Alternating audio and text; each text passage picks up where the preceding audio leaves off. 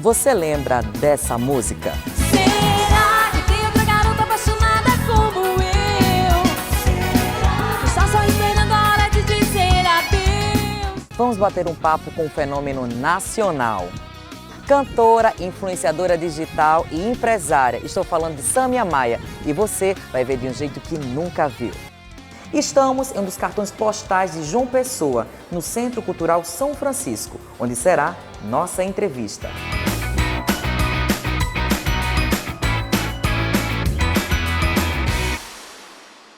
E a gente tá com ela, com Sâmia Maia, minha amiga. Sâmia, seja bem-vinda! Estreando nesse programa, amiga, eu tô muito feliz, viu? Obrigada por estar por aqui. Feliz estou eu.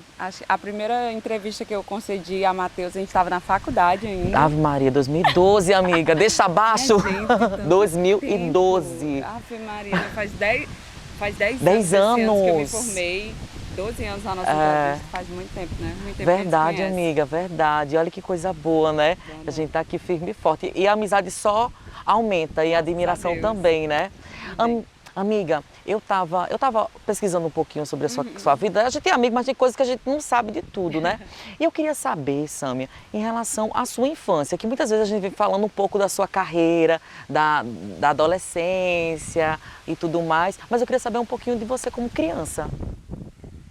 Cara, a minha infância foi bem bacana. Eu acho que todo mundo que tem... Eu tô com 41, né? Todo mundo que tem essa idade teve uma infância diferenciada. Eu morava na periferia de Fortaleza, num bairro chamado Zé Walter. Então a gente era bem livre. Eu e os meus primos, a gente cresceu livre, brincando na rua, com pouquíssimos recursos, mas a gente era muito feliz, sabe? Tinha muitas coisas boas, eu tenho ótimas lembranças. Acho que a minha infância, uma das minhas maiores e melhores lembranças são os meus avós, é a casa dos meus avós. E essas são as lembranças que nos forjam, né? A nossa infância é o que forja toda a nossa vida adulta, diretamente. E para mim, são as lembranças mais especiais que eu tenho assim, na minha vida. Amiga, a gente quando está voltando para a infância, quando a gente recorda, vem muito de sensações sensoriais. Então, quais são as sensações de você lá no Ceará? Quais são as lembranças que você tem dessa sua infância? Cara, sempre que eu lembro disso, assim, do que eu vivi, uma das coisas que eu mais lembro, vocês nem riam e viam em casa, é de todos os dias, quando eu acordava para ir para o colégio, a minha avó tá fazendo o meu leite, na época era Toddy. Então, era leite com Toddy, né, que hoje seria o Nescau pra gente. E eu lembro de ver, ela pegava 2 copos assim, e ela colocava fora do alpendre da nossa casa, ficar passando de um... Isso é uma coisa que é muito forte ainda na minha memória. Eu via aquela fumacinha subindo, mas sobretudo o carinho, sabe? O cuidado de você estar ali fazendo aquilo ali para aquela pessoa tomar todos os dias do mesmo jeito, do jeito que eu gostava, na temperatura que eu gostava. Gostos, falando em sensações, assim, em sensorial mesmo, os gostos são muito mais presentes do que qualquer outra coisa. A gente ia buscar o meu avô de vez em quando no ponto do ônibus e eu lembro que a gente dividia um hambúrguer que tinha lá numa barraquinha da esquina. E meu avô sempre dizia que não estava com muita fome, então ele dividia um com a minha avó e deixava um só para mim. Porque eu sempre estava com fome, mas eu não entendia que não tinha o dinheiro para comprar para todo mundo. Então, às vezes eu comia só, eles diziam que não estavam com fome, às vezes eles conseguiam dividir um, comprar 2, dividir um. Então, isso é outra coisa muito forte na minha memória. A gente fala também em dificuldades, mas quando a gente é criança, a gente não entende a dimensão, né? Quando você foi entendendo, isso faz parte também da nossa construção como ser humano, né, amiga? Claro. Muitas coisas, cara. Hoje eu lembro assim, cara, eu estudei muitos anos em colégio particular, uma escola que tinha muito próximo de onde eu morava. E essa escola, eu lembro, essa escola ela só ia até a 7ª série. E o diretor da escola, tio Narciso, que eu chamava tio Narciso, que faleceu até há pouco tempo, ele Tipo, a minha mãe não tinha mais condições de pagar a escola. Minha mãe teve por muito tempo e depois passou a não ter mais. E aí ele deixava eu estudar sem pagar. Porque eu já estava ali há tantos anos, eles já me conheciam tanto, e ele deixava eu estudar sem pagar. E um ano desses aí, quando eu terminei, minha mãe teve que me colocar numa escola pública. E eu odiava, porque eu queria os meus amigos, a minha escola, a minha galera. E eu atormentava a minha mãe. Hoje eu fico pensando, meu Deus, como eu fiz isso com a minha mãe. Mas a gente não entende, né? A gente não entende. As dificuldades na minha casa eram muito grandes, eram muito grandes. A situação financeira da gente era muito difícil. E eu acho que só quando eu comecei a trabalhar, ganhar o meu dinheiro, que foi na infância ainda, eu comecei a trabalhar com 13 anos, 13 para 14 anos, ganhar um dinheirinho ali, eu comecei a ter noção de que realmente a gente não tinha aquilo, não porque minha mãe queria comprar, mas porque não tinha o dinheiro. Então, hoje eu acho que eu comecei a ter essa noção realmente só quando eu comecei a ganhar o meu dinheiro. Amiga, a gente passando para sua infância, indo para sua adolescência, como é que foi seu percurso? Eu encontrava com você, a gente falava um pouquinho do carinho da música, né? Que a música sempre esteve presente na sua vida, né? E a partir da sua adolescência que você foi tendo mais concretizando esse sonho. Uhum. Como é que foi que você viu dessa virada de ser cantora, de fato? Cara, na verdade, quando eu comecei, eu estava com 13 anos, mais ou menos. E com 14 anos eu já estava cantando profissionalmente, em banda. Entendeu? Já ganhava Uma minha criança, grana. né? Uma criança, Uma né? criança. Hoje eu acho que não rolaria. Hoje, nos tempos de hoje, né? A gente está vivendo tempos que, obviamente, muitas coisas melhoraram, mas eu vejo algumas coisas, Sâmia, particularmente, não vejo com bons olhos, porque eu consegui mudar a vida da minha família, dar uma vida muito melhor, dar educação para o meu irmão, para o meu filho, para mim, né? Eu estudei, eu paguei minha faculdade, enfim. E muitas outras coisas através da música. Mas hoje, na época, minha mãe não tinha como me acompanhar. Eu ia só. Existia uma relação de confiança entre eu e minha mãe. Você não pode fazer isso. Confiando na educação que ela deu. E aquilo eu não fazia, entendeu? Porque eu queria trabalhar, eu queria viajar, eu queria... no começo era muito por Fortaleza, então era tipo, eu vou ali cantar em tal clube, volto, me deixa em casa. Mas depois eu comecei a viajar com a Zanzibar com 15 anos, eu viajava o Brasil inteiro. Minha mãe não ia ter como fazer isso. Hoje, para uma criança, né, dessa idade, com 15 anos, viajar, o pai ou a mãe tem que acompanhar. Na época, não. Então, seria muito difícil para mim hoje, entendeu? Ter essa carreira desde tão cedo. Graças a Deus foram em outros tempos. Aí a gente estava falando um pouquinho da sua primeira banda, né? Como é que foi esse processo? Eu estava acompanhando você, vendo entrevistas e tudo mais, e você falava com muito carinho também, muita admiração desse início da carreira, mas foi muito difícil, né? Não foi nada fácil, né? Eu tenho uma característica, sabe, Matheus? Quando as coisas passam, eu tento lembrar só do que foi bom. Mas eu vivi muitas coisas difíceis em todos os lugares que eu passei. Eu não passei por muitas bandas, eu passei por 3 bandas. A minha vida inteira. 18 anos foi só na Magníficos. E a minha primeira banda foi uma banda só de adolescente, né? Criança, na verdade, que foi a Sabor de Queijo. Vivi muitas coisas boas lá, mas também vivi muitas coisas difíceis. E na Zanzibar também, sabe? A Zanzibar, ela foi uma verdadeira escola de tudo que você pode ver na vida, de ser humano, da maldade do ser humano, da bondade do ser humano, de conhecer artistas que eu sempre sonhei, tipo, eu conheci a Xuxa através da Zanzibar, Raul Gil, Eliana, Gugu, toda essa galera foi através da Zanzibar, que foi a primeira banda que eu cantei, que eu consegui, né, viajar, fazer programa de televisão, tinha um contrato com gravadora. Era muito bacana, mas assim, era bem difícil também. E a gente está falando sobre desafios, dificuldades, né? A gente vê que ainda, infelizmente, temos uma sociedade muito machista. Como é que você começou a ter esse contato em relação ao preconceito em você ser mulher e ser artista? Porque quando a gente vai entrando na década de 90, 2000, era muito forte, né?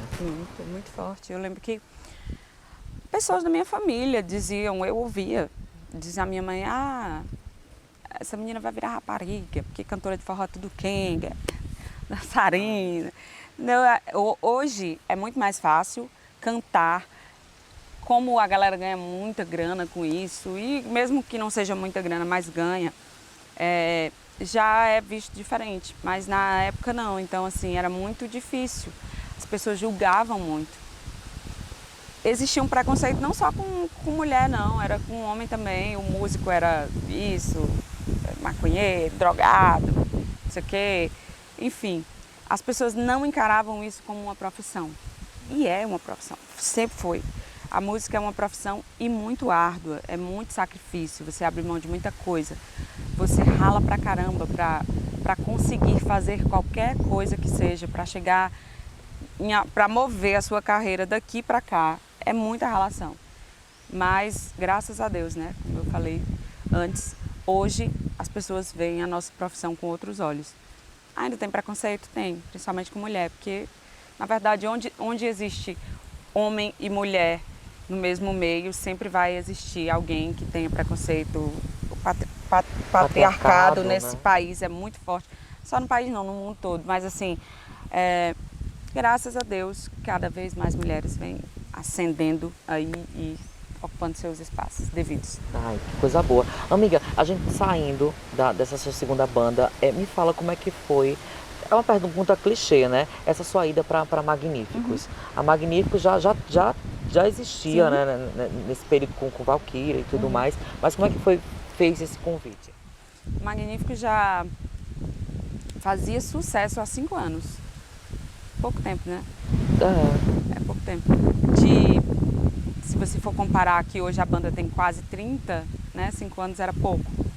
Mas fez muito sucesso, foi um sucesso estrondoso, assim, com a Valquíria, com a Luciene, com o Neno. E em um programa da Xuxa, eu estava com a Zanzibar, Magnífico estava lá, a Valquíria estava de licença maternidade, e aí eles já assinalaram que não havia o interesse da banda que ela voltasse e que ela também não tinha, provavelmente não ia ter interesse de voltar, porque já estava se comentando de uma carreira solo. E falaram comigo se eu tinha interesse e tal, só que foi uma conversa muito superficial.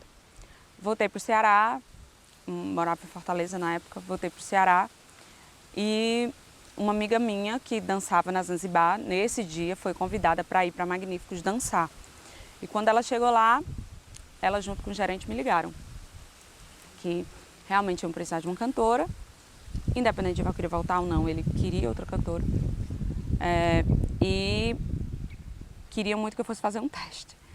Só que eu disse, cara, eu estava muito bem no momento, eu estava com 2 músicas estouradas na rádio. Quais eram, amiga? Era Forró Love e Ponto G, o nome das duas músicas. Vai chover paixão e toda vez que chove eu me molho de tesão com meu amor no Forró Love. Vai chover paixão e toda vez que chove eu me molho de tesão com meu amor no Forró Love. Era tão difícil você conseguir, na época, você conseguir botar uma música na rádio, não existia esse negócio de pagou, tocou, não. Era sucesso, estava na rádio, enfim. E eu estava feliz naquele momento. Só que, como eu te falei, na Zanzibar eu descobri o melhor e o pior das pessoas. E era o tempo todo isso. Você achava que estava legal, vinha alguma coisa e te fazia, poxa, o que eu estou fazendo isso aqui? Como por exemplo, Will? Cara, foram tantas coisas, sabe? Tipo, eu tive as minhas roupas rasgadas, de ficar em quarto e chegar, minha roupa tá descosturada, roupa de show, sumir um sapato e ficar e eu tinha dinheiro não, cara, eu tinha um par de sapato para fazer tudo, então ficava sem, tinha que pedir emprestado a alguém, e maldade, e fofoca, e mentira, e não pagava também direito, enfim, e você trabalha porque você precisa, enfim, e aí eu não fui da primeira vez que chamaram para fazer esse teste, e aí minha amiga ligou novamente, ela disse, ó, mandaram te ligar de novo. E se tu não quiser vir, realmente vão chamar outras pessoas. Eu disse, cara, quer saber? Vou. Só que eu fui com a certeza de que eu não ia passar nesse teste. Por quê? Porque eu também era uma cantora com pouquíssimo tempo de carreira. Eu era muito menina, eu tinha 17 anos. tinha pouca maturidade mesmo, vocal. Mas eu era muito mais artista. Eu sempre fui muito mais artista do que cantora. E aí, eu acho que foi isso que me diferenciou, né, na hora que eu cheguei lá para cantar. Tanto que quando eu cheguei para fazer esse teste, eu fui passar o som à noite com a galera e eu vi que eles não gostaram. Entendeu? Eu fui cantar a primeira vez com o Ier, com o ponto. Eu nunca tinha cantado, a gente cantava sem retorno na Zanzibar. Maria, é muito difícil. E eu achei Maria. horrível. Eu disse, esse negócio é horrível, mas eu não queria dizer que não ia usar. Mas aí eu tive um anjo, o Aragas, que é o operador de som da Magníficos até hoje. Ele chegou para mim e disse, ó, na hora do show, tu canta lá com fone? Eu disse, não. Ele foi depois, então, quando tu for cantar na hora do show, canta sem, porque você se escutou muito alto e cantou muito baixo. Aí eu disse, tá bem. E assim eu fiz. Cantei 3 músicas. Na metade do show, o gerente já chegou para mim e disse, ó, a gente quer que tu vá em Monteiro. E minha amiga também tinha me dito isso. Se eles disserem que tu vai para casa e que te liga depois, é porque tu não vai ficar. E se disserem para tu ir para Monteiro conversar com o Jotinha, é porque tu vai ficar. Se o meu coração for falar de amor, pode acreditar que ele vai chamar seu nome. Viva essa paixão, mata a solidão. Esqueço a razão somente para amar meu homem. Aí eu fui para Santa Luzia, desci em Caicó, fui para Santa Luzia, com a certeza de que eu não ia para Monteiro. Na metade do show eles me chamaram, aí na hora do show eu já dancei com balé, mesmo sem ensaiar, mas eu sempre... Enfim. E aí ele me chamou e disse, você pode ir para Monteiro? Eu disse, posso, com uma roupa. Eu levei uma roupa do corpo. Eu fui com a roupa e levei outra para voltar para casa e uma para cantar. Aí quando eu cheguei em Monteiro, eu fui conversar com o Jotinha, que era o dono da banda. E ele disse, eu preciso ouvir você cantar, a galera da banda gostou, mas eu preciso ouvir. Então você vai ensaiar e depois eu converso com você se vai dar ou não para você ficar. Tá bom. E aí deu e fiquei 18 anos. Assinei um contrato de 1 ano, nunca renovei esse contrato. Toda vida que eu falava em sair, ele dizia, você tem um contrato. Eu disse, sim, é vitalício? Porque eu assinei só uma vez, ele dizia, não. Mas passei 18 anos, cara. Minha vida, assim. Essa paixão virou chiclete, me grudou em você. O meu coração virou diete e só penso em você. Essa paixão virou chiclete, me grudou em você. O meu coração virou diete. A melhor parte da minha vida, fora agora, né? E uma parte bem difícil também. Foi muito difícil. O que é que mais foi difícil, assim? A gente sabe que o meio do entretenimento é um meio muito difícil, muito perverso, né, amiga? Demais. A gente sabe que no meio de tudo, né? De comunicação, da indústria toda. O que é que... Eu vi que muitas vezes, quando a gente conversava, você falava que eu tô mais calejada das coisas, né? Essas memórias que você tem, desses momentos que são mais delicados, o que é que serviu de aprendizado para você, amiga? Demais. Dessas memórias eu desencadeei um transtorno de ansiedade generalizada, que graças a Deus eu descobri, me tratei e me trato até hoje. Mas eu vivi muitas coisas boas. É como eu te disse, Matheus, quando eu saio de um lugar, como quando eu saio de um relacionamento, eu tento levar o que foi bom. E o que não foi eu não levo, porque que vale a gente carregar bagagem ruim, né? Então, da Magníficos, eu guardo a coisa mais linda que ela me deu na minha vida, que foi mudar a minha vida, efetivamente. Né? Se hoje eu vivo tudo que eu vivo, se hoje eu tenho minha carreira solo, se hoje as pessoas ligam para me contratar, se hoje eu vou para um show e eu tenho até repertório para cantar, graças a Magníficos, entendeu? Magníficos, ela é uma das grandes paixões, os grandes amores da minha vida, é a Magníficos. Eu amo. Amiga, eu tenho uma curiosidade muito grande. O porquê do forró, amiga? Porque no Brasil é tão diverso, obviamente aqui no Nordeste é muito forte o forró, mas o porquê da escolha, obviamente você é artista, você canta todos os tipos de ritmos, né? Mas o que é que toca tanto você, toca esse ritmo que é tão nordestino, o que é que toca você com forró? Amor, forró. O cearense, ele nasce cantando e dançando forró. É real. E eu nasci numa época muito privilegiada. Eu fui e sou muito privilegiada. Eu nasci na época, eu comecei a me formar mocinha, menininha, na época do estouro do Mastruz com Leite. Então, assim, Mastruz com Leite foi a minha bússola. Mastruz com Leite, Cavalo de Pau, Mel com Terra, Calangaceso. Aí só depois, muitos anos depois, chegou Magníficos, Limão com Mel, Calcinha Preta, bem depois, até Noda de Caju. Então eu nasci ouvindo isso, eu cresci ouvindo isso. Eu sou forrozeira desde sempre, Flávio José. Quando você ligava o rádio no Ceará, só tocava forró. Então não tinha. E assim, são músicas que eu acho isso tão lindo, eu acho isso tão poético, na verdade. Músicas que eu escutava na minha infância, hoje elas estão no meu repertório. Qual, por exemplo? Inúmeras. Eu não vou nem falar de Magníficos, porque Magníficos não foi minha infância, foi minha adolescência. Mas eu vou te falar aqui de Mastruz com Leite, Meu Vaqueiro, Meu Peão, Minha Verdade, Onde Canto Sabiá, Flávio, Tarega e Mariola. Eu canto tudo isso hoje. A porta vai estar sempre aberta, amor. O meu olhar vai dar uma festa, amor. Na hora que você chegar. A porta vai estar sempre aberta, amor. Na hora que você chegar. Quantas pessoas de hoje, da nossa geração, podem dizer, vão poder dizer daqui a 10 anos, escutando uma canção, dizendo, essa música aqui me lembra a minha infância. Se hoje a galera lança uma música, daqui a 2 semanas ela já é uma música velha. Ela já é uma música que não cabe mais você escutar. Porque hoje você escuta, senta, senta, toma, toma, não sei o que lá, mais lá do sei das quantas. Mas essa galera vai crescer. Eu não acredito que uma pessoa de 30 anos vai continuar escutando um negócio desse. Ainda mais um negócio que foi gravado há 10 anos atrás e que não deixou nada de história. Você vai se lembrar? Eu lembro o meu primeiro namorado, a música que era a nossa música, Pia. Se é que com 14 anos você pode ter uma música, mas era Barreiras, que eu canto hoje no meu repertório. Ó, essa música tem 30 anos. Quem é que vai poder hoje, da nossa geração, vai poder dizer isso daqui a um tempo?